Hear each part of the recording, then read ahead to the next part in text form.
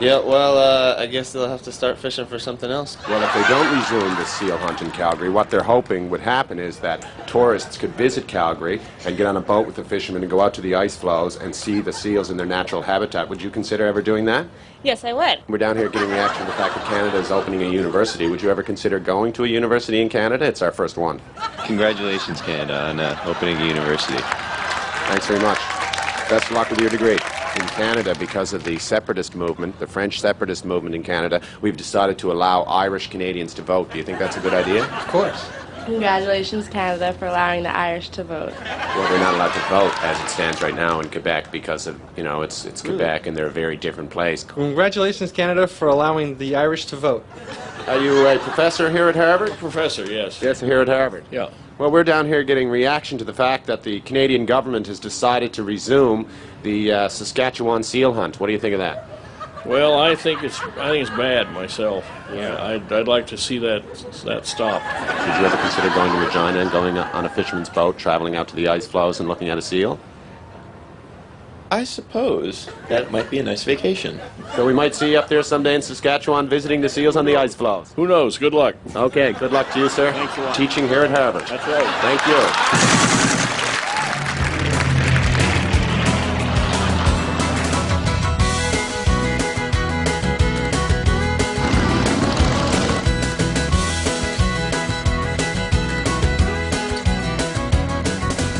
We're doing a story on the fact that in Canada we have one airline. It's essentially owned by the government, but every plane they've ever operated has been a propeller plane.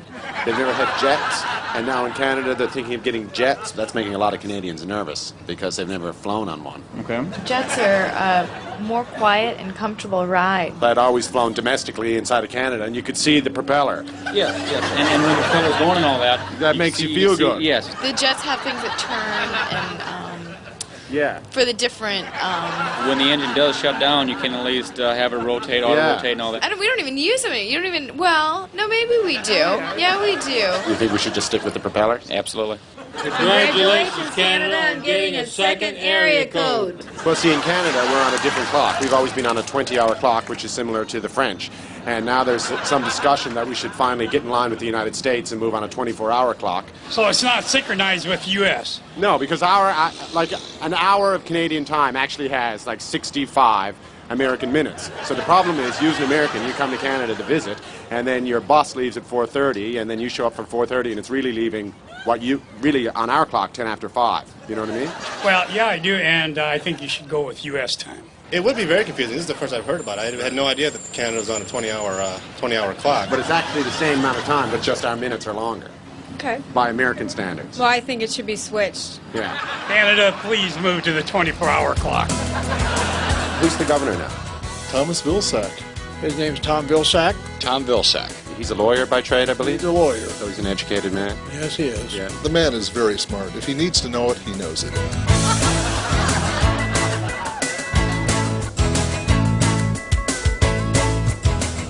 Hi, I'm Governor Tom Vilsack from Iowa. Canada, congratulations on your new 24-hour clock.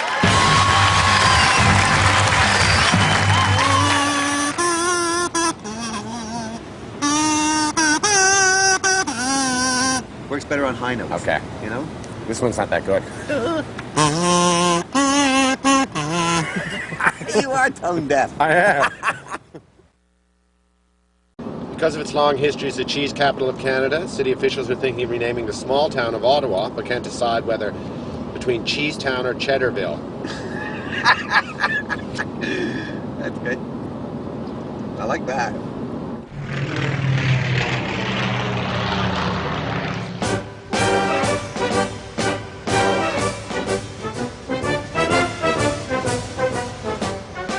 Mayor L. Lastman of Toronto has reinstated the Toronto polar bear hunt. We're telling people about that. We're showing them this petition, and we're asking them to read it. To Mel Lastman, Mayor of Toronto, Canada. We, the undersigned, are strongly opposed to your plan to reinstate the Toronto polar bear slaughter. We find this to be naive and uneducated approach. We find this to be a naive and uneducated approach to what is clearly a serious environmental issue. I am doing recruitment stuff for Green Corps. It's a field school for environmental organizing. I'd be happy to sign it. Okay, that'd be great. Actually, did you hear that the Prime Minister, Tim Horton, just got a double-double?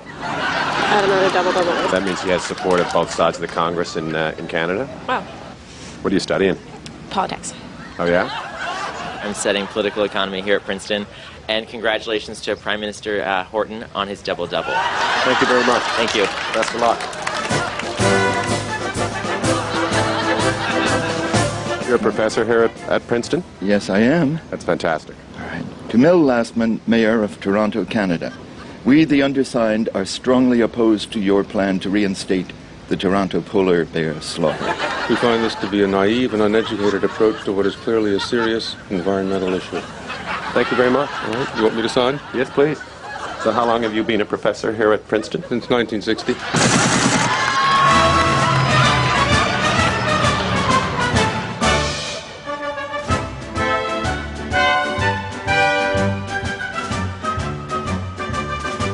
The campus at Berkeley.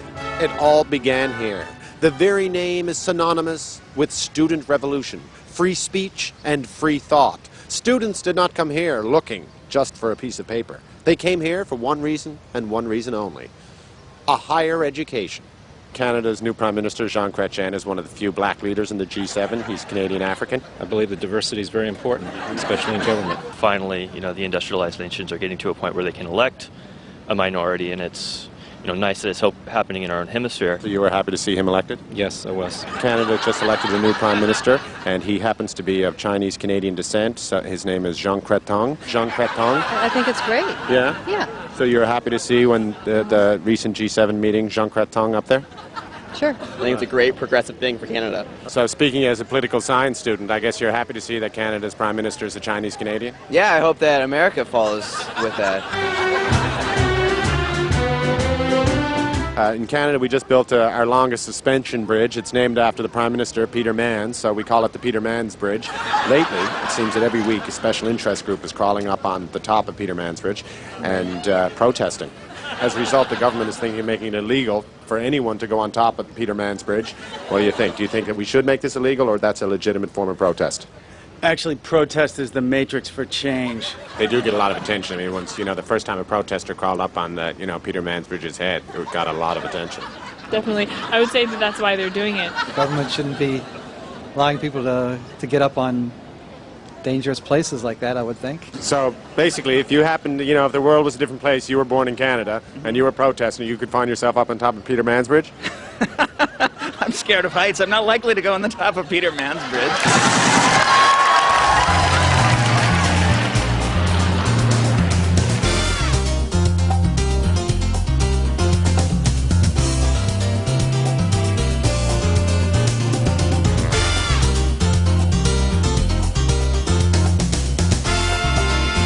We found it quite fascinating the way that you guys held an election, and there was confusion about who voted for who, especially here in the state of Florida.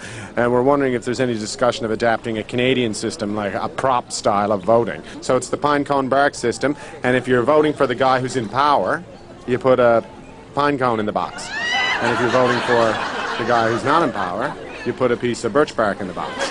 And that way there's no confusion. I don't know, I think it sounds better than what we were doing. Would you like the birch bark pine cone system? I mean, it's simple.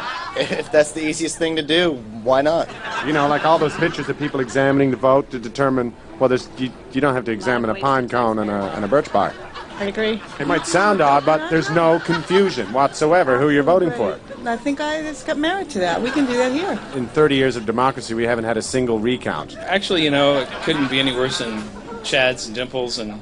Yeah, there's none of that. There's no Chads, there's no Dimples, there's no punch cards. Probably more ecologically sound. I mean, the only problem we have in Canada is that after, like, say, 1,000 people have voted, that's very heavy. You get 150 pine cones, weighs a couple of kilometers. I'm sure we can deal with that. Canada is thinking about getting a navy because Canada are allies with the United States, and if the U.S. gets in any trouble, we'd like to have a navy and help out. But a lot of people in Canada now are saying this is a really stupid idea because Canada doesn't have any access to the ocean, so why the hell would we have a navy? What do you think? Oh, I don't know. Do you think we should have a navy, or do you think it makes no sense at all? It probably doesn't make a lot of sense. Do you think it makes sense? I don't know. Well, no, I don't, personally, but then I'm a journalist, so I'm supposed to be unbiased. I would say no. I'd say no. But do you think there's any point in Canada having a navy if we don't have any access to ocean? I don't know. I really don't know. I'd stick to the air then if you don't have water. We don't have harbors for a navy. Oh. Well, that's a good point, but I think if you can do it, everybody needs a navy. Right. Because you never know. I mean, look what we're going through right now. Maybe you could build a harbor. Or we would have to keep our Canadian Navy in a U.S. port. That would be really very good. Good trade relations. You don't need a navy. Just use the Americans. We'll help support you. So do you think it's kind of a dumb idea for Canada to get a navy if we don't have access to the ocean? No, I think they should still have a navy regardless. But we'd have to park our ships in U.S. ports. All right, we're all on the same side, aren't we?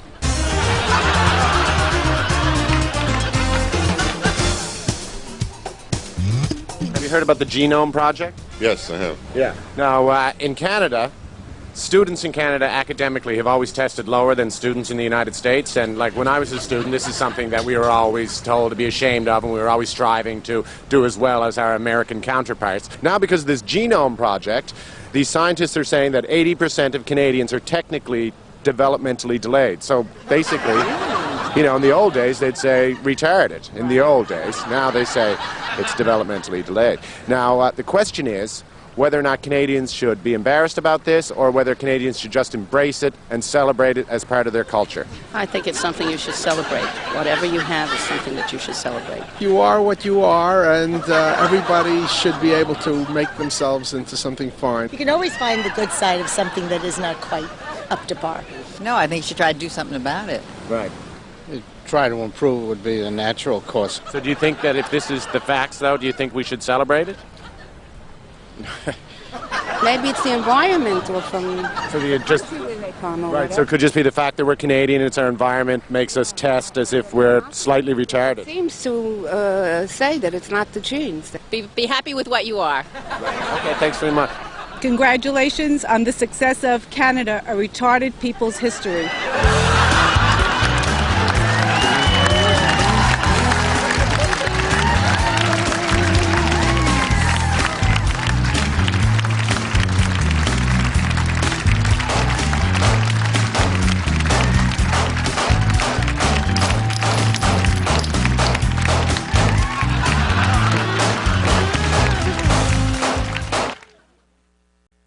Is this a joke? No. It's not? No. Are you for real? Yeah. All right. Really? No. Really? 2001. This is a joke, isn't it? No. That's a joke. It's not. It's not. Why would you say that?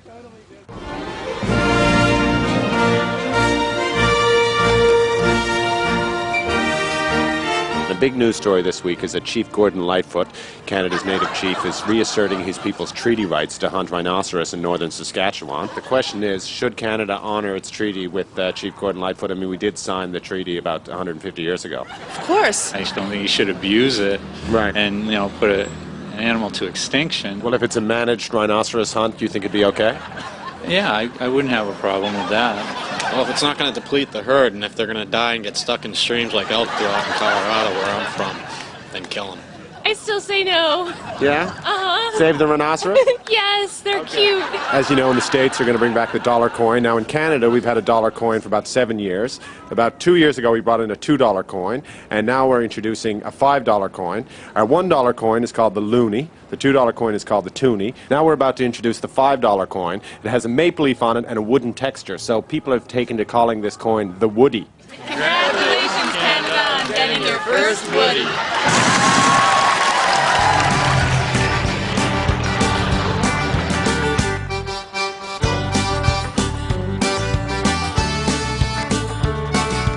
We're doing a story on the fact the Canadian government has decided to do away with the Union Jack. We're actually going to have our own flag now. We're pretty excited about that. And there's a couple of designs. One is kind of a hockey puck, a moose head, a flag with a fish, and another one is a maple leaf. What do you think? I would say the hockey puck. You go with a hockey puck? Yeah, Canada and hockey. Moose head. The hockey puck. I have to say the hockey puck. I think the hockey puck might work, though. Yeah? Of course, the hockey puck. I mean, that's what y'all are known for, isn't it?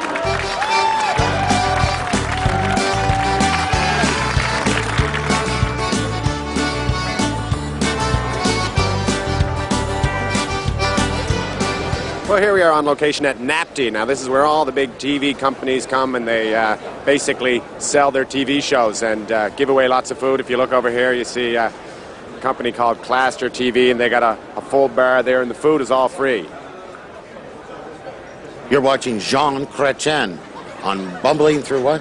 Jean Chrétien, who is the mayor of Burlington, Ontario, is a big fan of Baywatch, and in fact has declared Baywatch Days again this year. Thank you, Jean Chrétien, for declaring Baywatch Days. You're watching Jean Chrétien. So your show is called A Perfect 10? We have a game show that's called Perfect 10. We also have